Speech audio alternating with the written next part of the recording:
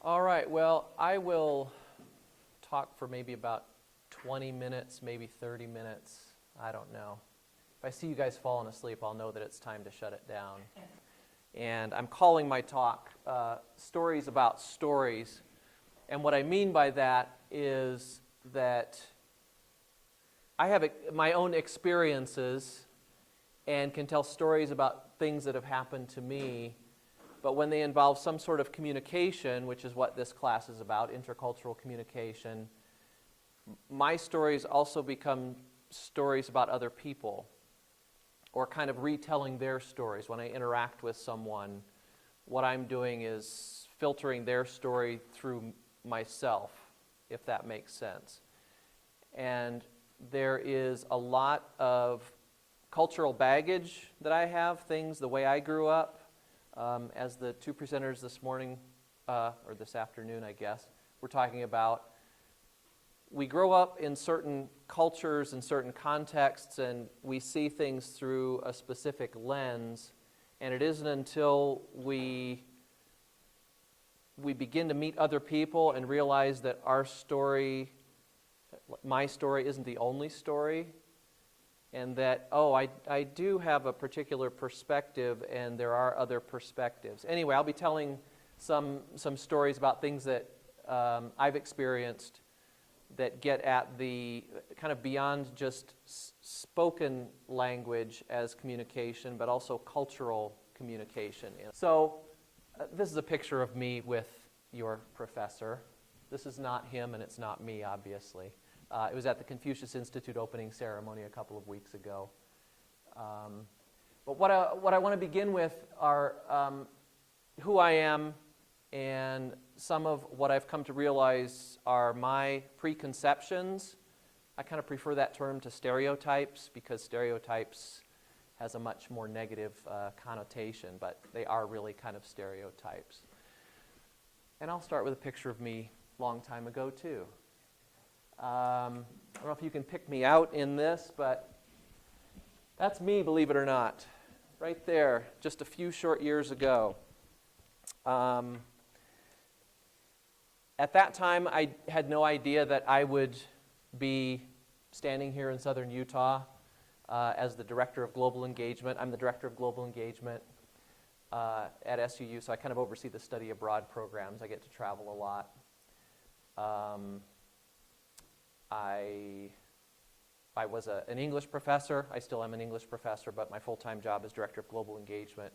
I was the chair of the English department for a while. I've been at SUU for 15 years. But originally I'm from Indiana. And when I was in kindergarten, I think that's the kindergarten. Oh, that's second grade. I've got a good kindergarten picture, too. When I was in second grade, I had no idea that there was a world outside of the northeast corner of Indiana, which is where I'm from originally. And I really didn't get outside of the northeast corner of Indiana much until I was about 18 years old. And so I had this perspective, and as you can probably tell by this picture, it wasn't very diverse. We had one African American girl in the class. And the rest, there was one, Steve Cuellar. He had a Mexican background. His parents came from Mexico. But otherwise, there were a lot of kids just like me in that class. And I didn't get very much exposure to other ideas. There were different religions, but I didn't realize until I was about 18 years old, when I fled the country, that there were perspectives beyond my own. And I'm going to play a little video here. So as you can see, this lasts about 6 minutes, but before I play it, I'm using it to illustrate kind of what my prejudices were about other Americans. I came from northern Indiana, and that was my starting point.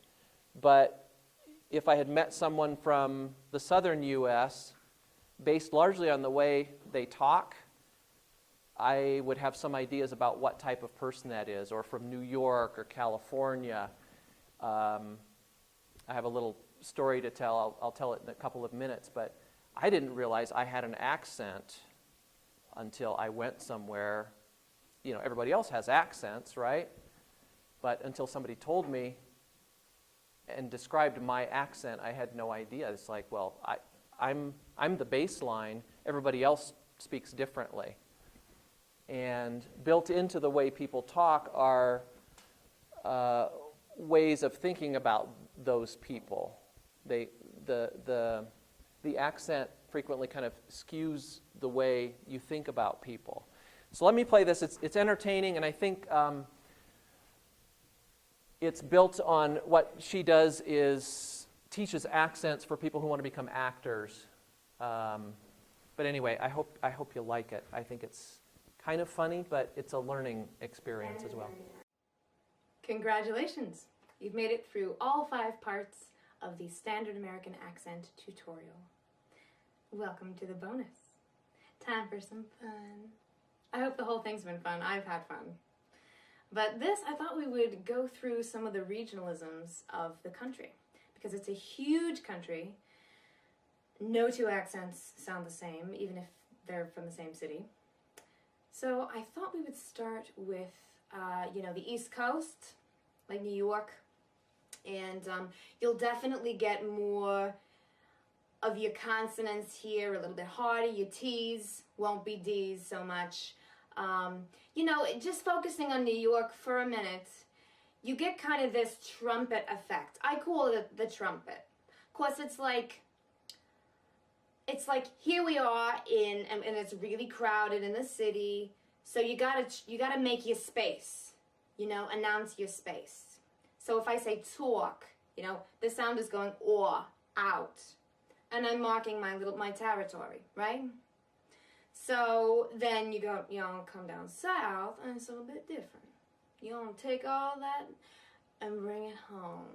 Bring it down. Calm it down a little bit. Or you have your southern accents that are, we call it rhotic, meaning you pronounce the R at the end of the word or the sentence. So there are many different southern accents where you will pronounce the R and kind of lean on it in that charming kind of way.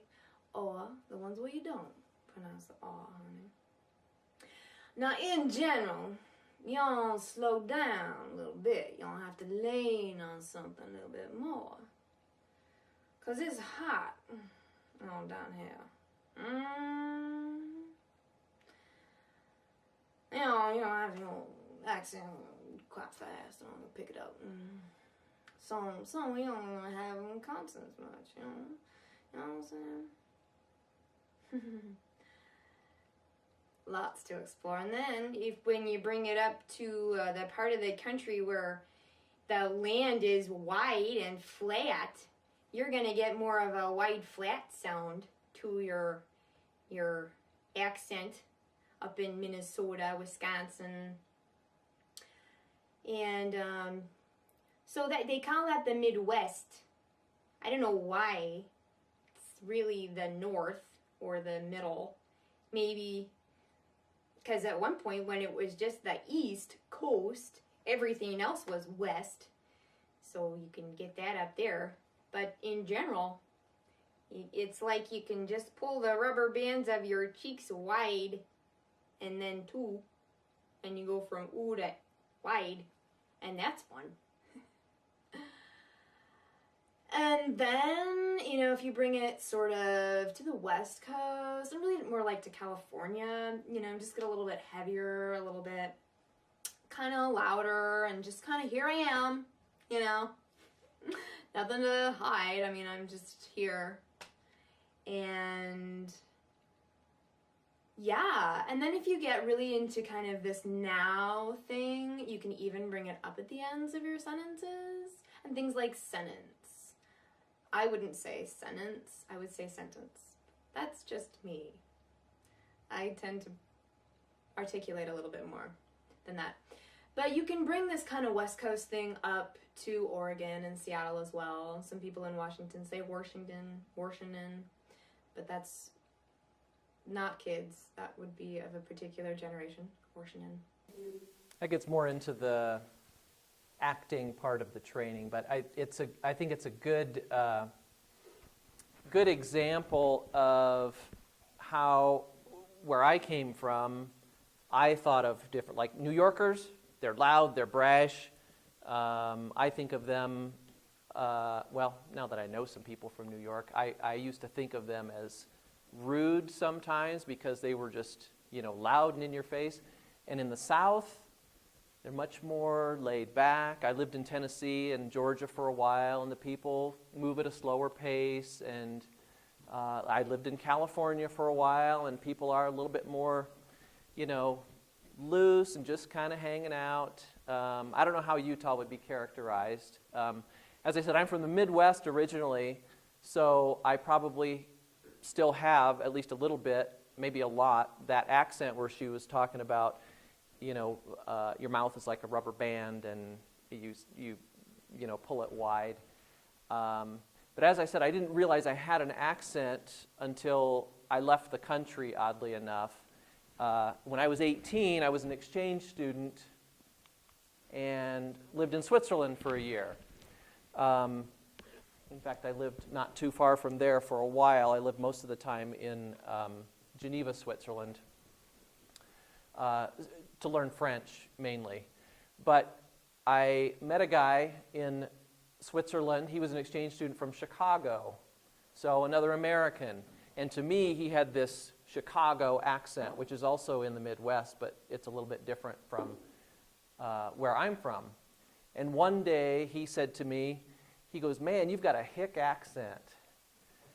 Do you know what that means, a hick accent? Like you come from the country and you're not very smart or something like that. And I thought, I can't believe I have a hick accent.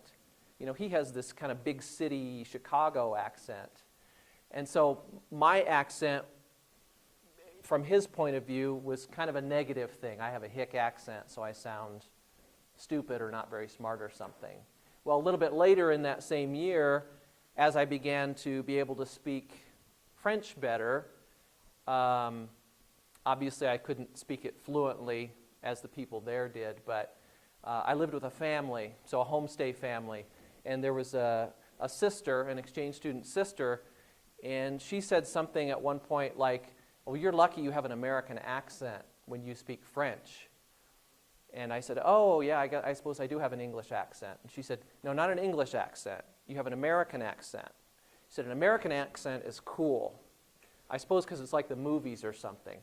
A British accent," which is what she meant by an English accent, "is not cool." And so in that case, it was good that I had an American accent, I guess. Another kind of stereotype, I guess, or just a way of thinking about people from different cultures. I still am this way, I think. There can be a British person who is not very intelligent or educated or whatever. To me, they will almost always, because of the British accent, I guess depending on where they're from in Britain, they'll sound smarter than an American to me. I don't know if you have that same kind. I don't know why that is. I spent 6 weeks in Australia two summers ago, and of course that's another type of English language accent. And I don't know why the Australian accent should be all that much different from the British accent as far as perceptions of how those people are. But to me it was.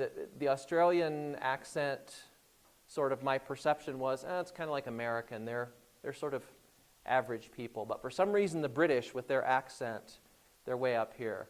Anyway, I had this perception about I didn't have an accent, and I learned that I did have an accent, and it was a bad thing, but then it was a good thing. My hick Indiana accent to one person was a bad thing, but my cool American accent when I spoke French was a good thing to another person. So it's a matter of perceptions and kind of, as I say, preconceptions, what you bring to it.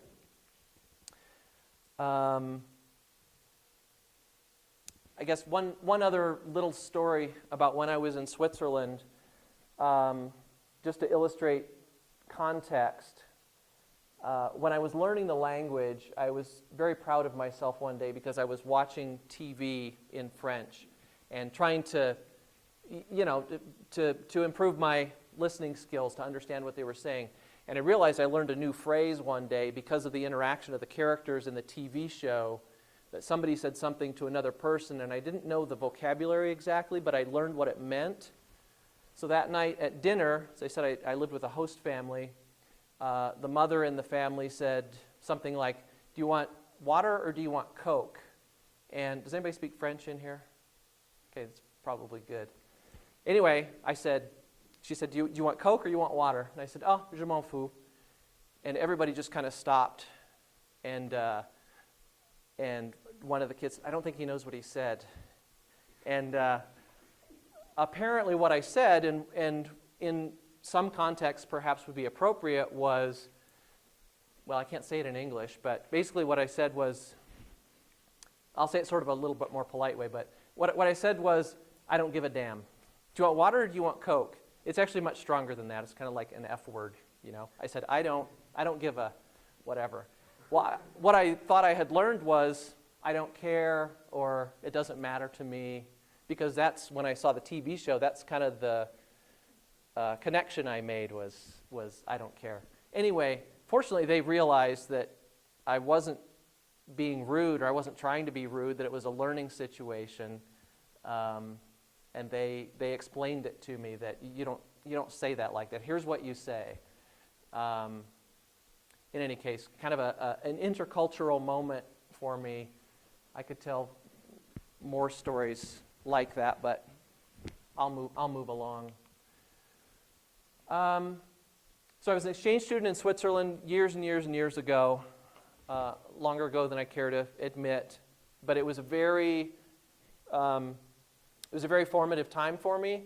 As I said, I was 18 years old. I turned 19 when I was there. I was there for about a year and learned more about myself than anything else, and the sort of the accent thing and learning language was a small part of it. And I've come to learn with study abroad students, which is kind of what my job is now. I've taken students for the past 10 years to London for study abroad. And what I find with those students, many of whom, almost all of whom, have never traveled outside the U.S. before, they have the same experiences, or very similar experiences, where even when they're in England, where people speak English, speak their native language for the most part, communication is not the same as it is here. And part of it is cultural, part of it is word choice. If you go into a restaurant, what's one of them? Oh, aubergine. Does anybody know what an aubergine is for food? It's eggplant. Anyway, different things like that that you sort of learn, but what you learn is more about yourself and the way that you communicate and the way that you perceive yourself. Just another language example, and I think in the interest of time, I've got another video I could show about accents in the UK, which is really fun too. But even when you speak the same language as someone else, you're not really learning the language. You might not understand. The very first time I went to England, I went to a conference in the northern part of England, and my wife was with me. And we were on a train coming back from the town up there, and there were a bunch of young people on the train. And, well, to be fully descriptive, they were very drunk. It was really early in the morning, and I think they had just gotten done partying or something. So a lot of kind of drunken, passed out teenagers on the train. But one guy said something to it was kind of more directed to my wife. Had no idea what he said. And part of it could have been that he was still drunk, but part of it was just the accent there. And so we asked him to say it again, and I caught the word all day. All day? So I think he's asking us if we're on holiday. And this was in England, but I couldn't understand him. And so we kind of said, yes, we're on holiday, just kind of to get rid of him. But we were in England, didn't understand what the guy was saying in English. and then shortly after that realized that it was similar, that we were Americans in England. We got out of, it was kind of later in the day, and got out of the underground, the tube, the subway station. Didn't know exactly where to go for our hotel. So asked a guy who was standing there. He was kind of a subway, not subway restaurant, but like like in New York, the train. Got out and said, we're looking for the Crescent Hotel. And he couldn't understand me at all. He asked me to repeat it several times. I said, the Crescent Hotel, it's in this area. I had to write it down. Oh, Crescent Hotel. It's like, well, isn't that what I said? So he told us how to get there. But even within a place where the language is the same, sometimes you have to figure out new ways of communicating. Part of it is the language, part of it is culture. Anyway, love England. See if there was another story to tell. Oh, sort of, yeah, not my story necessarily, but having to do with culture and preconceptions. Had a study abroad student once who I knew she was very nervous. She was kind of an older woman, non-traditional student, but she was on study abroad with our group that went to London. And she came from, not just came from Utah, but like rural Utah, really, really small town. And just in the way she was talking about things, I knew she was very nervous about going to a big city. She was going to London. And we were there. We stayed in dorms at a university, and about 2 or 3 days into it, she was just anxious the whole time. She was kind of nervous. Anyway, she came and said, somebody's stolen money out of my room. We're like, well, are you sure? Did you look everywhere? And no, she was absolutely sure that somebody had stolen money out of her room, and she'd gone through everything, couldn't find it. Had like police come in, and she had to go down to the police station and give a report, and the police thought it was kind of odd that there was an iPod and a laptop, and there were other things sitting there that said, typically if somebody's going to steal something, they're going to take that stuff, even the smaller stuff. No, she insisted. Came to find out that she had put it in like a pocket in one of her things that she hung in the armoire or whatever. But she had this notion of big city being dangerous. She came from a small town. And I don't think it ruined her experience, but this preconception she had about big city culture, not just UK culture or London culture, but how big city people are. It's a dangerous place to be. Completely fabricated a story. Not that she did it intentionally, but her anxieties led her to that. So getting to a place where I don't speak the language. I mean, sometimes in England I felt like I didn't speak the language. I was learning the language in Switzerland, but I've been to China quite a few times with my job. This was January of 2014, I think it was. With a couple of other SUU professors and the provost, and we were there for the opening ceremony of the American Studies Center. And I learn a lot when I go to China because I think the United States has European connections, and so a lot of the culture comes out of Europe, and I travel to Europe quite a bit too, but things don't feel so different there, usually. Sometimes they do. But in China, where I don't speak the language and don't know the customs, I haven't really studied Chinese, I've learned a lot. And just some examples that the hierarchy or the power structure in the places I've gone, again, these are perhaps generalizations, are much more pronounced in China than they are in the United States. From the point of where you sit at a dinner is very important. Most important person sits kind of facing the door, and then the next important people are around that person. To when you go to toast somebody, and they love to toast. Got Chinese students in the class? Okay. If I'm wrong about anything, tell me. But when you toast somebody and you click glasses together, toast, take a drink, the most important person, or the person that's highest in the hierarchy, you should, wish I had 2 glasses here, but say this is a glass. If this is the most important person and this is me, or a less important person, this person's glass needs to be higher when you toast. You don't click them together like this. You try to make sure that your glass is lower than the other person's glass. And I learned that, well, as the director of global engagement, I guess, I was important. I don't think of myself as important. And in the United States, although there are hierarchies and power structures and things like that, I think even professors and the president of the university, you can talk to them, and